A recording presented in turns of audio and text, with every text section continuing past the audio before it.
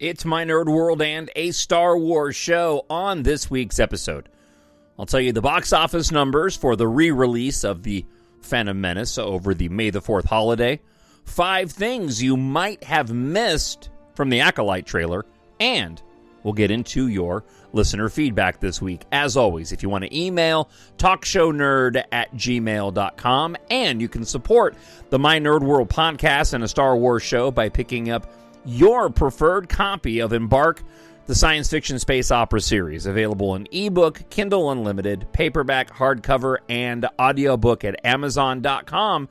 Just search for Jon, Jon Justice, and EMBARK. It's an instinct. A feeling. The Force brought us together.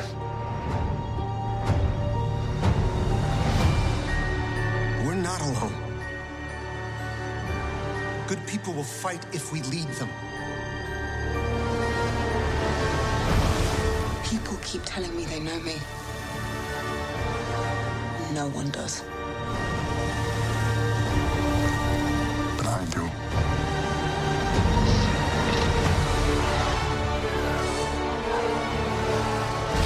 Long have I waited. And now you're coming together.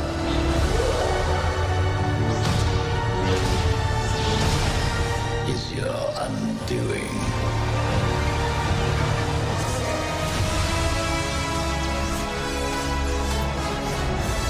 Confronting fear is the destiny of a Jedi.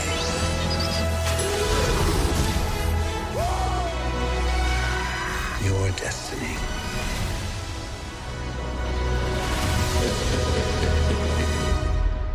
The Force will be with you.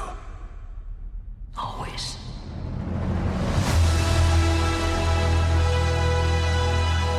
My Nerd World. And welcome to, and I'm your host, Jon Justice, here for a Star Wars show.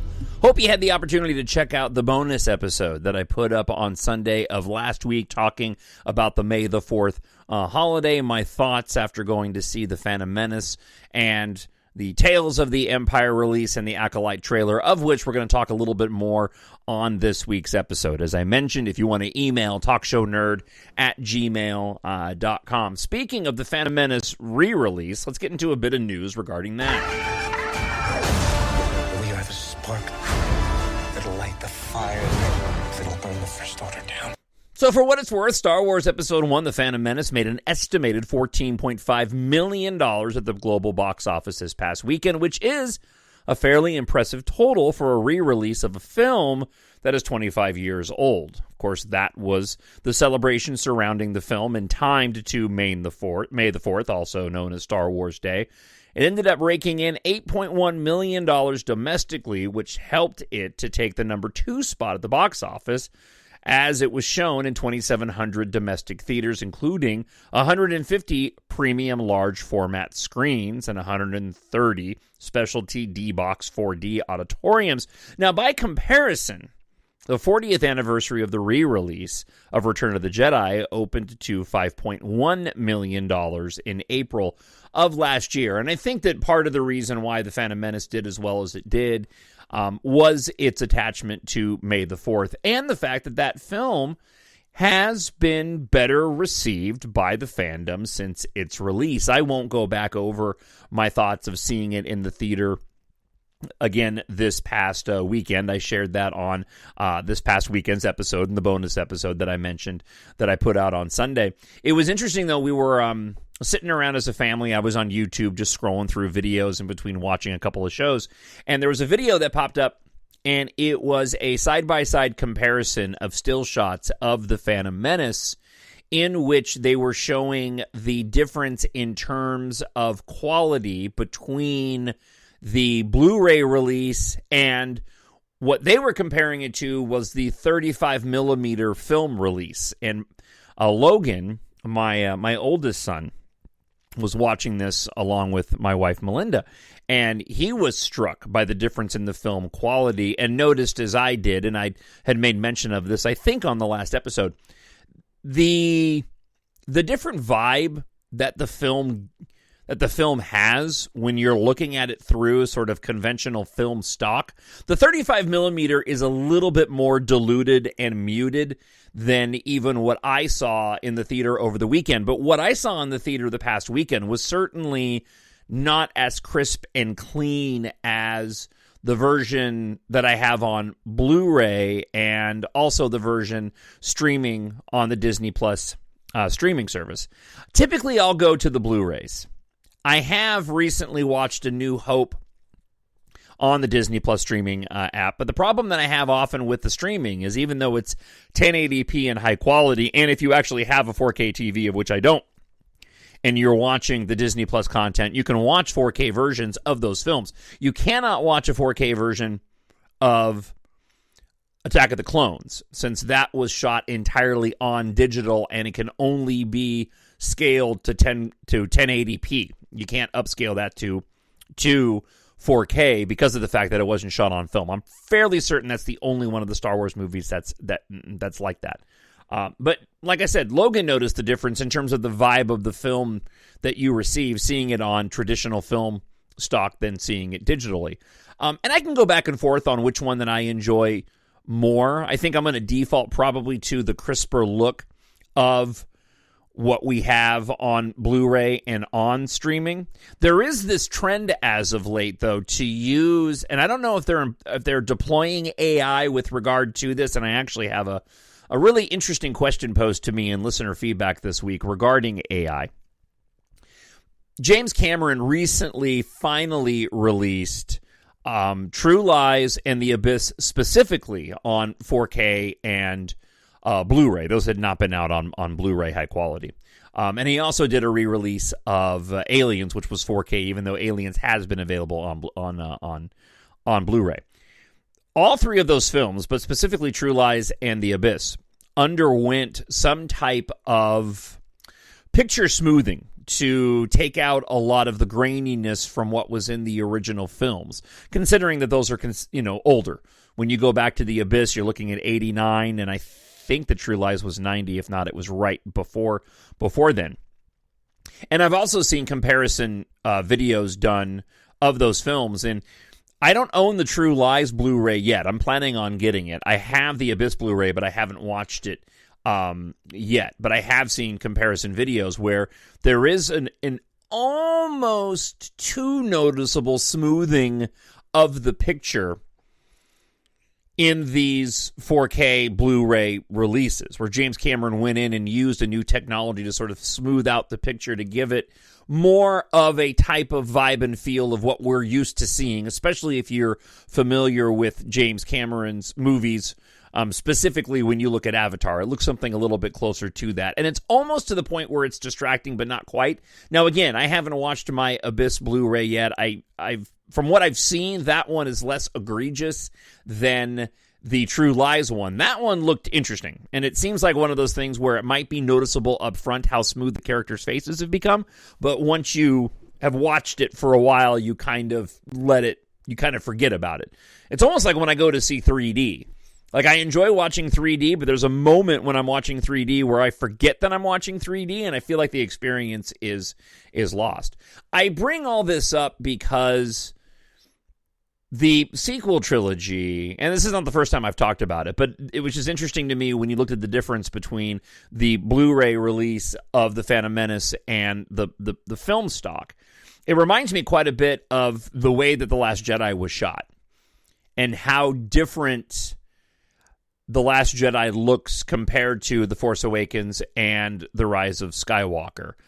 I always have in my mind my bucket list of things that I would love to ask creatives in actors or actresses. So, like, I have a bucket list of things that I would love to ask my favorite former NASCAR driver, Dale Earnhardt Jr., members of my favorite band, Depeche Mode, or those, and I'll probably go to those that create Star Wars as opposed to actors in Star Wars, just because I find the creative aspect I would be more curious to talk to the creators of Star Wars content than I would necessarily the actors involved.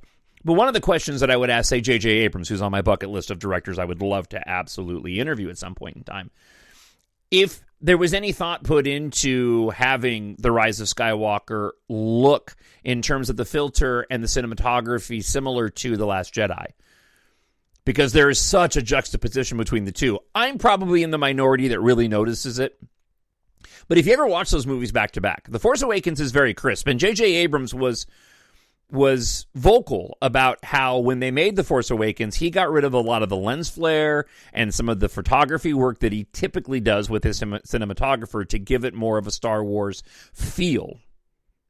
And Rian Johnson did the same thing with his cinematographer going and watching The Empire Strikes Back. But you can see there is definitely sort of a muted, less crisp and colorful look and a sheen over The Last Jedi versus The Force Awakens, and then that inevitably turns to The Rise of Skywalker, which to me feels like an interesting combination of the two.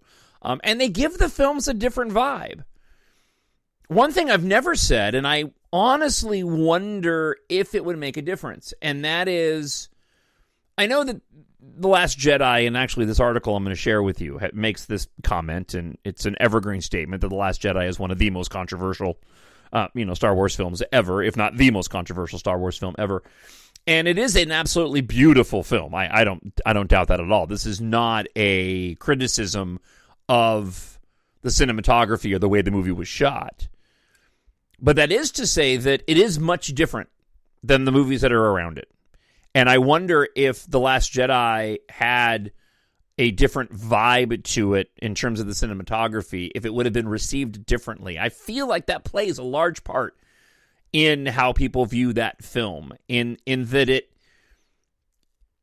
it's presented in a different way, not just in the storytelling beats, but also in the way that it's filmed than a typical Star Wars film. Because I'll say this, complaint's not the right word. When you're watching a live-action Star Wars show, it's a live-action Star Wars show. And apart from, it's still television, right? Your budget's going to be lower. It's going to look different. I think you'll get close to cinematic when you have the space scenes on the live-action shows. But the only live-action show on Disney Plus relating to Star Wars that looks like a film is Andor. I've gone back and watched a few episodes of Andor as of late. And again, I just kind of scratch my head and go, I wish all of the rest of the live action content could look this way. That being said, there is a consistency throughout almost all of the live action Star Wars content, where in terms of the way that it's filmed and the quality, it is pretty consistent all across the board. I started, and I know for those that have been listening to the show long enough, because of Tales of the Empire, and I'm going to repeat something that was said on the Rebel Force Radio podcast, and I don't know which of the hosts said this, but they were discussing Tales of the Jedi and which set of three stories did they enjoy more, Barriss Offee or the Morgan Elsbeth. One of the hosts enjoyed the Barriss Offee one more and just kind of would set aside the Morgan Elsbeth one.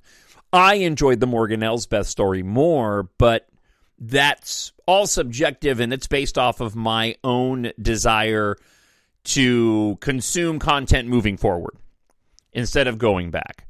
I enjoy and I love the Clone Wars era, and I love the prequel era, but as of late, when it comes to storytelling, the further we are in the timeline, the more interesting I find it, because we're further removed from that which we've grown so accustomed to. So getting the Morgan Elsbeth story in Tales of the Empire, I found a lot more intriguing. But the one thing I will agree with this host on is that getting more of the backstory of the Inquisitors the way that we did has brought about a renewed interest in the Inquisitors, understanding their importance more so than I did before, reflecting back on their appearance in Rebels and in the Kenobi series, and I decided, all right, I'm really in a good Star Wars place right now. I'm not looking to be negative about Star Wars.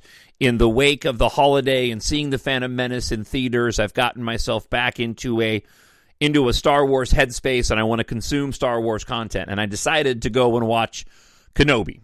the live-action Star Wars show that I've been most critical of. And I'm only into the second episode, and I still have my complaints about particular things regarding the show and decisions that were made with the acting and the way that some of the action sequences are just stunted and unrealistic. The chase of little Leia Organa by those bounty hunters is just absolutely ludicrous. The way that they pause and stop and start and are thwarted by a tree branch. It's all ridiculous. But again, I'm in a good Star Wars headspace, so I'm willing to put those things aside. And I've probably been enjoying this rewatch. Again, I'm only into episode 2, more so than I have in the past, apart from the initial viewing when I was wide-eyed, hoping that this was going to meet my expectations. And that's probably part of the reason why I was so critical and have been critical, is that I had really high expectations for that show. So all of this is to go back to The Phantom Menace. Congratulations for bringing in the box office, and seeing it on the big screen again was a slightly different cinematic experience, apart from being on a larger screen, than it is watching it on the small screen at home. And see, here I went into the show today thinking this was going to be short, and I've now already rambled on before I even gotten to the one specific thing that I planned on talking about. Something inside me has always been there. But now it's awake. And I need help. So an article from Tech Radar breaks down the Acolyte trailer and 5 things you might have missed, and I thought it might be fun to run through this a bit. Again, this is a show that I had high expectations on, and then I became very trepidatious, and now I'm going in cautiously optimistic that this is going to be a solid show. Okay, and there is quite a bit to unpack from the trailer versus the teaser trailer. So first we'll start off with something that I mentioned on the last episode, and that is the Jedi Temple. The first trailer is noteworthy, right? That someone is hunting down and killing Jedi. It's just how much the Jedi Temple in the trailer itself is looming over Coruscant. Again, remember, the show takes place during the Star Wars High Republic era, which is when the Jedi were at the height of their powers. Now, considering how much these so-called peacekeepers held themselves in high regard, it is unsurprising the Jedi Order's headquarters stands head and shoulders over every other building on Coruscant. Now, this changes as centuries pass, with Coruscant undergoing a construction transformation and new places are built in and around the temple. That makes it appear as if the building has shrunk. A thematic symbol for how the Jedi's influence decreases throughout the Star Wars timeline, potentially, but it's just that other properties have been erected at the same height, so who knows whether or not that was intentional to be sort of a visual story beat. Something else you might have missed in the trailer, some of the major players who are going to appear. One individual whose role is still a mystery is Manny Jacinto's character, Qmir. Now, if you're not familiar with the actor, he was on Good Place, and he had a brief role in Top Gun Maverick. He had a larger role in Top Gun Maverick, but that was cut out of the majority of the film. You see him as one of the pilots when they all come in before training in the bar, and then you see him in some of the sequences when there are groups of pilots that are all being trained, laughing at those that are having to go through their push-ups. This character, Qmir, in his Star Wars profile, only says that he's a former smuggler who now makes his living as a trader, procuring unusual things and enjoying a life of leisure. It makes it sound like he's a roguish ex-criminal that has turned his life around. Now, based on the trailer, though, it appears that Qmir has done anything but, and even worse, he could be a Sith sympathizer. Dark side wielders at this point in history are believed to have been wiped out, which makes their return a huge problem for the Jedi. So, how do we know that Qmir is sympathetic to the Jedi's cause? Because the single line of dialogue in the trailer, "Peace is a lie," that he utters around 20 seconds in.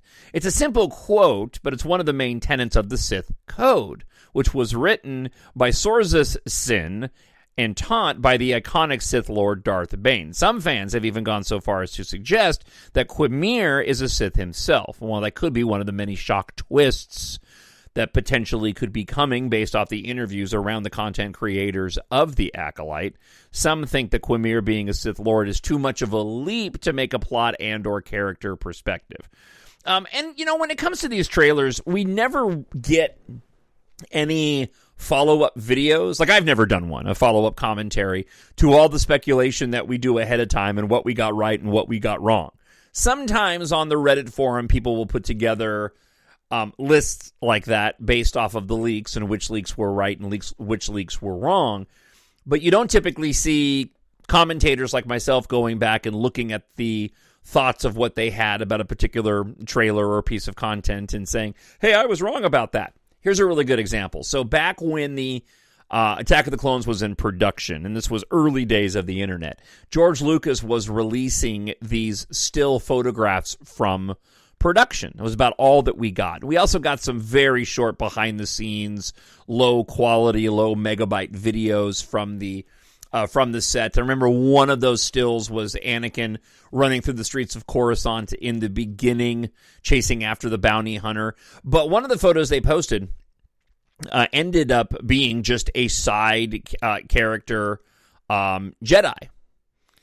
It wasn't a Sith by any stretch, but I saw the photo and I made a declaration that we were seeing our first look at a new Sith to replace Darth Maul, and I could not have been more wrong in my assessment of that. So it's always fun to speculate, but often our speculation is wrong. And typically trailers, they want to show you interesting shots, get you intrigued, but a lot of times these are made by companies outside of the actual studio that are given just specific shots and lines of dialogue, and then they're asked to go and piece it together, and it may not necessarily relate directly to anything major that's happening within the show or movie.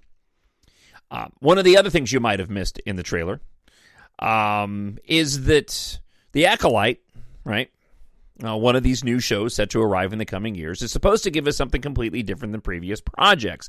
It's even being billed as a mystery thriller, which is a far cry from the usual sci-fi fare we've become accustomed with in the Lucasfilm's iconic franchise. And it makes me wonder if they're looking at the Star Wars content moving forward, and this is a good example of this kind of being more of a mystery thriller. When you look at Skeleton Crew coming out allegedly in December of this year, this is more of a send-up of the Emblem kids films going back to the 80s, something more aligned maybe with Stranger Things with younger kids.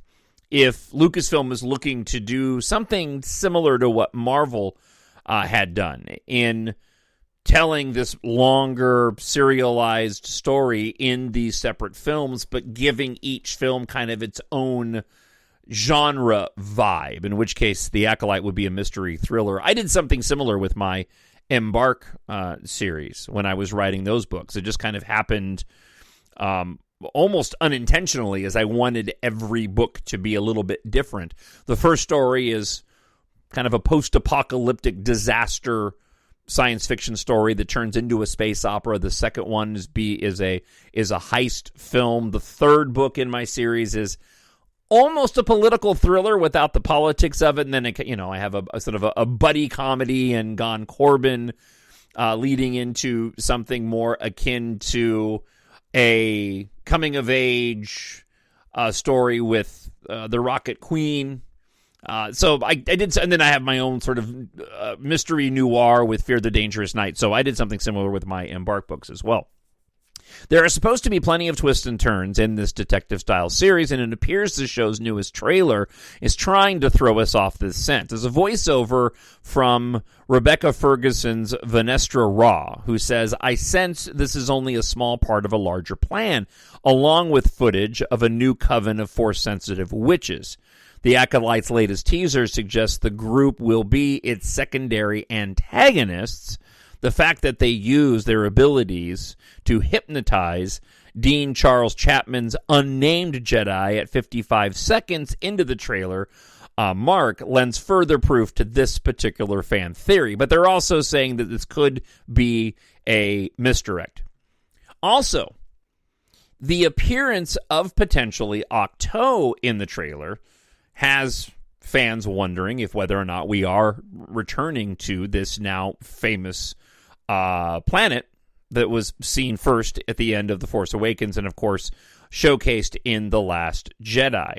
Now, considering how vital Ahch-To is to the Jedi's origins, fans believe that we will return there because there's a blink-if-you-minute shot that looks an awful lot like the environment of Ahch-To's ocean-covered, island-laden surface. Could we potentially be journeying back to the planet that birthed the Jedi, going all the way back to 25,025 BBY before the Battle of Yavin? So it remains to be seen. And then, lastly on this, and I was going to mention this when I talked about the trailer last week, but I was lost on the name of who this reminded me of, and now I know.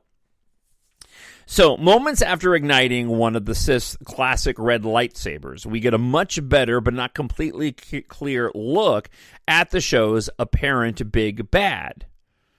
And this is that individual that's in the black helmet. Not only does it look like a callback to the headgear worn by the Knights of Ren, but it also teases a major tie-in to Abeloth. And I think I'm saying that right. Abeloth. Abeloth. An extremely powerful immortal and an evil force entity who has ties to Star Wars' three Mortis gods. The Mortis trio were hinted at in Star Wars Ahsoka at the end of that series, and Abeloth was mentioned quite a bit leading into the finale, thinking that that's what Baylan Skoll was out searching for. Okay, so, and also, obviously, the Mortis trio most famously appearing in those Clone Wars episodes. Now, Abeloth is a mortal woman who, in basic terms, was transformed into the ancient, terror-inducing, dark force-wielding being by the font of power and pool of knowledge. Abeloth is not to be trifled with. Given her immense power, it is no surprise that she has plenty of fans within the Sith. And it seems that the Acolyte's unnamed Sith Lord is a particularly huge supporter of her work. How so? Because of the giant teeth-like grin that's etched into the side and front of their helmet. Abeloth is usually depicted as an individual with a giant carved Joker-style smile that stretches from one ear to the other to show off her razor-sharp gnashers. What better way to pay tribute to someone you idolize than engraving your helmet with a similar aesthetic? So, there's a few things you might have missed from the trailer. One thing that I'm very curious about is that these episodes are supposed to be relatively short. I think they're running less than 30 minutes, which has me bummed out a little bit. We'll see what happens when we get the official run times. I hope that they are longer. I'm fearful of future content because of the way that people are consuming content these days in smaller bites, especially because of social networking and trying to grab younger viewers. I feel like Tales of the Jedi and Tales of the Empire is a lean-in to see how popular those can be. I mean, you're getting a 90 minutes worth of content, but they're these stories that are told in these 15-minute blocks. And while we're used to seeing 20-minute episodes on a host of other shows, right, it's nothing new, Star Wars needs to get fleshed out a little bit more. Now, granted, there are those that also argue that sometimes when you flesh it out too far, you get a lot of fluff that isn't necessary. You need to be able to take advantage of the material that you're working with. But, for example, thinking about The Acolyte and how those episodes might be shorter, how much are they going to be able to pack into each one, or we're not getting a ton of them. Rewatching, Kenobi, and you get a good chunk of time, 50 minutes, 40 minutes.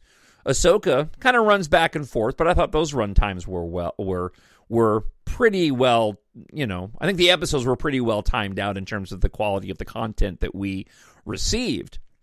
But I'm worried that moving forward, we're going to be getting content, fewer episodes and shorter episodes, in which case I prefer just to get one big, a 90-minute film without any breaks, or the option to do that. If I were in charge of these streaming platforms, if I were working at Lucasfilm and Disney+, I would give the ability to watch any series just straight through without having to take breaks at every single. Just the screen go black, open the next episode without doing any of the intros, without the skip intro. Just let us watch it in all one piece. I know why they don't. They don't because they get better numbers that way, and it shows a more likelihood of people watching these over and over again. And I think just in terms of value in the streaming world, they get more bang for their buck by splitting it up and not giving that option. I can't imagine there's anything technical holding them back. I just hope that we don't see reduced time on content because we're trying to cater to a younger and younger generation.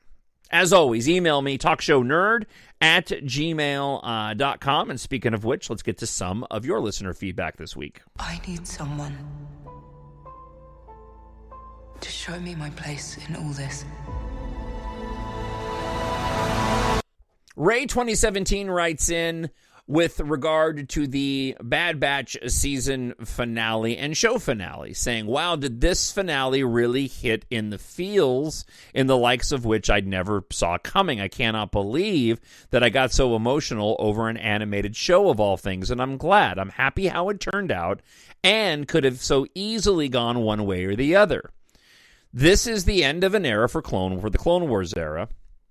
So many people have grown up around it during the post-prequel time, and everyone else that had the OG had something else to indulge in and see grow for more than a decade. I might have caught up to this later, but I'm glad I experienced it in all the animated shows because they really have some of the best storytelling in the saga.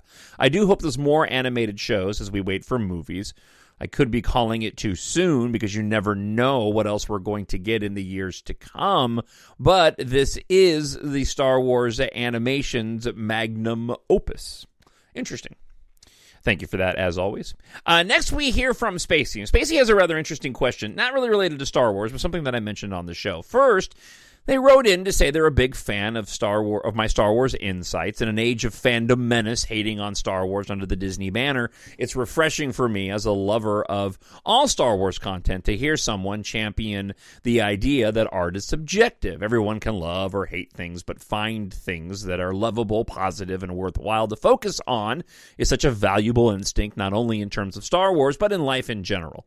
To paraphrase Yoda, hate only leads to suffering, so thank you for that. That said, I saw a comic illustrator, Jon Justice, that really resonated with me after having heard your thoughts on personalized generative AI, and it touches on what I consider the ethical reality of using AI to create art, though I use the word create very loosely.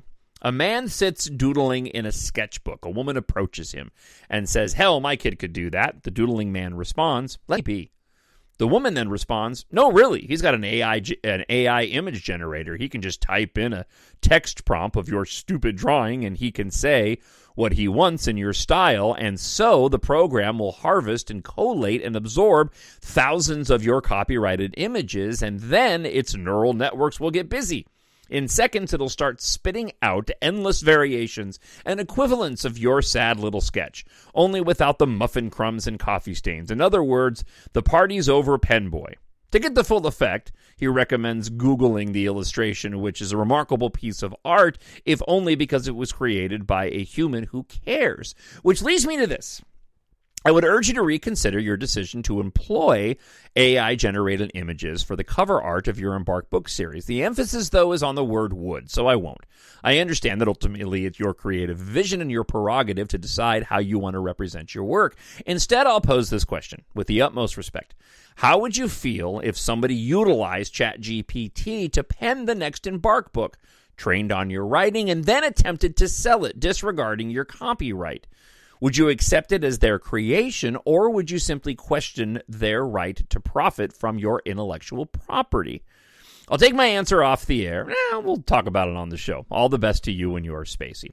All right, so I got to work in reverse order here. This sparked a rather lengthy and almost got a little heated conversation with my wife, Melinda, as we were working through this, and I was asking her about it.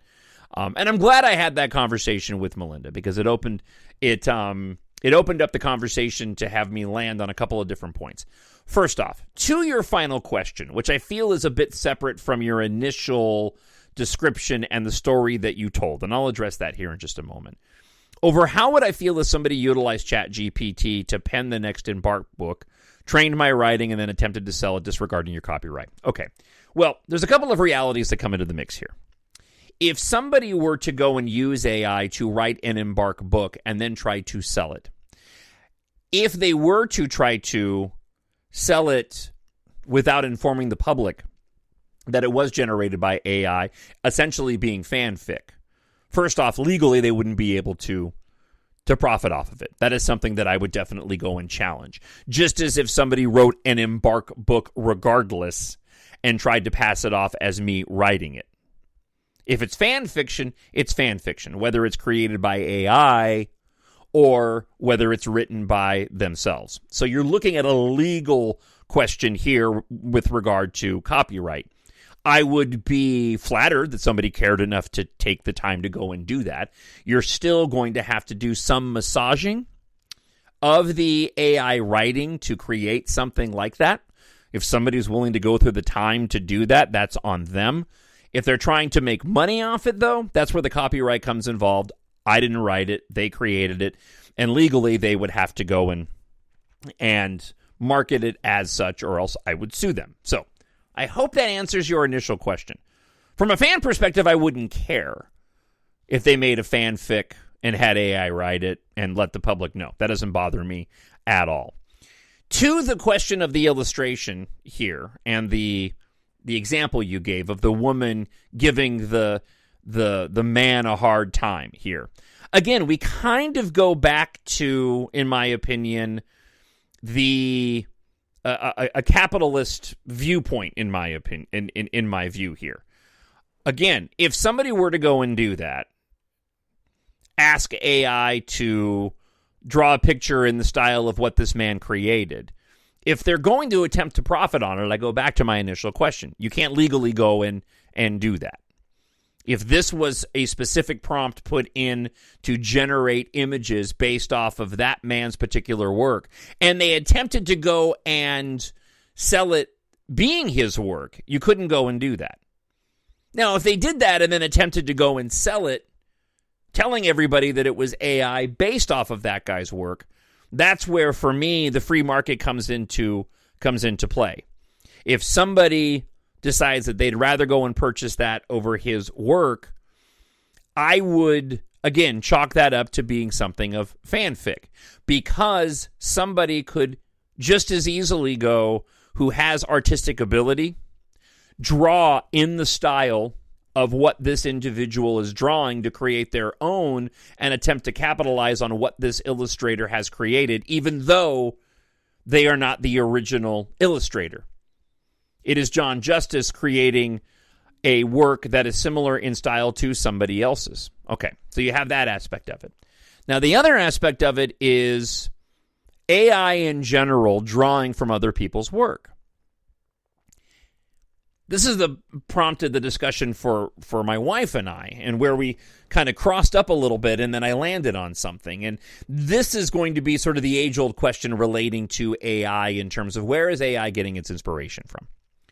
So AI is going out and it's pulling in examples of from all these millions of different places to go and create something. So when I type a prompt in, say, for my EMBARK book covers, I put in a prompt, young male starfighter pilot with black hair, young female starfighter pilot with blonde hair, holding weapons, looking intense, standing side by side, facing the same direction, laser blasts, explosions in the background, starfield, and colorful planets.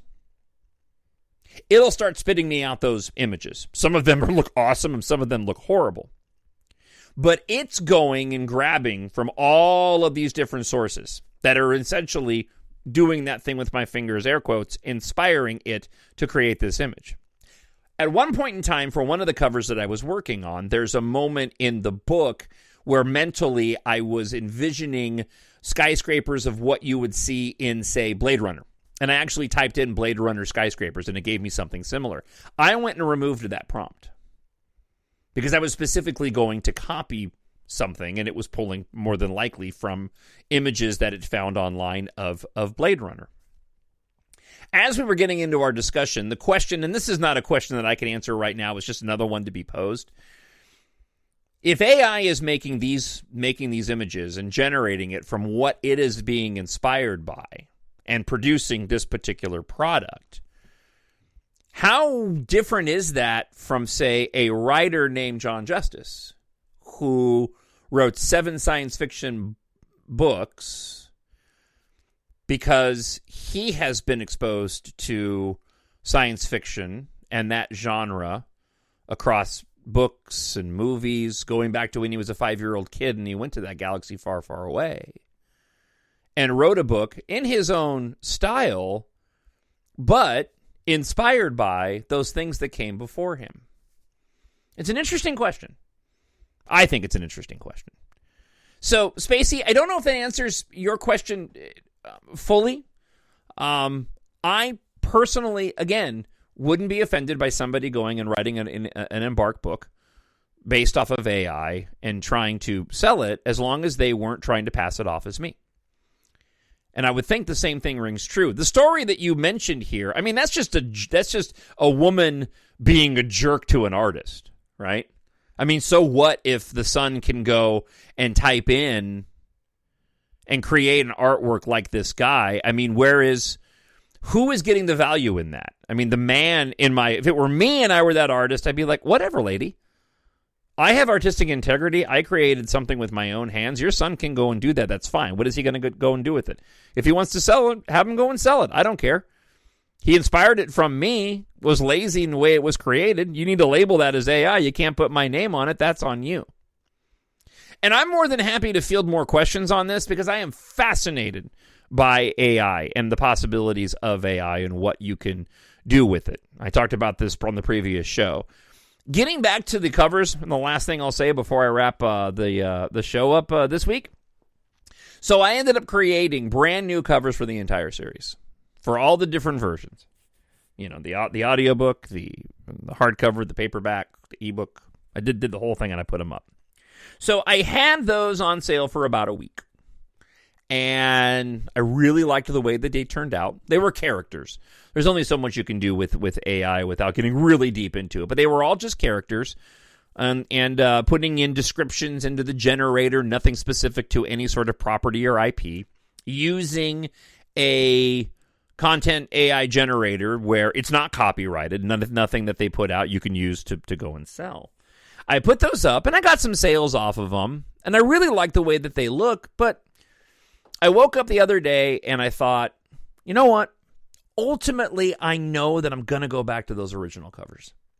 I know that I'm going to go back to that artwork that Edwards went and created for me. I spent money to have Tom Edwards and Tom Edwards Design create those covers. I gave him the descriptions and he created them. And I know that while I may, because I had some decent sales off of those, they were garnering a lot of attention because they were very different than typically what you see. I realized that I'm not sure that I need a hard copy of any of these, and I know eventually I'm going to put the old covers back up. So I just went and put the old covers back up. I really enjoyed creating those. I love just creating things. I mean, it really, for me, it was no different than somebody just going and creating their own art, but I'm using a content generator and picking particular photos, and then I went and created them and cropped them and did all that kind of stuff. So I don't feel like I wasted my time in any way. It was an interesting exercise. But I guess, Spacey, it is to say, again, full circle, I did what you ended up wanting me to do, and I went back to my original covers on that. So there you go. And I'd love to hear from your thoughts on it now that I've gone off on a longer tangent. And what I thought was going to be about a 15-minute episode turned into a 40-minute one. So I hope you'll go and pick up a copy of my science fiction books if you haven't done it already, with interstellar travel possible in EMBARK, set in 2172. Pilots are the future, and Keith Amaro, she trained to be the best. But when an industrial accident sets off an apocalyptic chain of events, she's going to need more than her skills to survive. Hope arrives when Keitha suddenly receives a cryptic message from her late aerospace engineer father, leading her and fellow pilot Taft Guardia to a shocking discovery. With humanity on the verge of an interstellar war, Keitha realizes that what her father left behind might be the only hope of ending the conflict. But first, with the help of Taft and a ragtag squadron of Earth's evacuees, Keitha must confront her past and solve the mystery of what her father left behind before it's too late. Don't miss this fast-paced and action-packed science fiction adventure series, available on Amazon.com. Search for EMBARK and Jon Justice. Thank you so much for checking out this episode. I hope wherever you are happy, you are healthy, and you are safe. I'll talk to you again next week. God bless. Bye. The Force will be with you, always. My nerd world.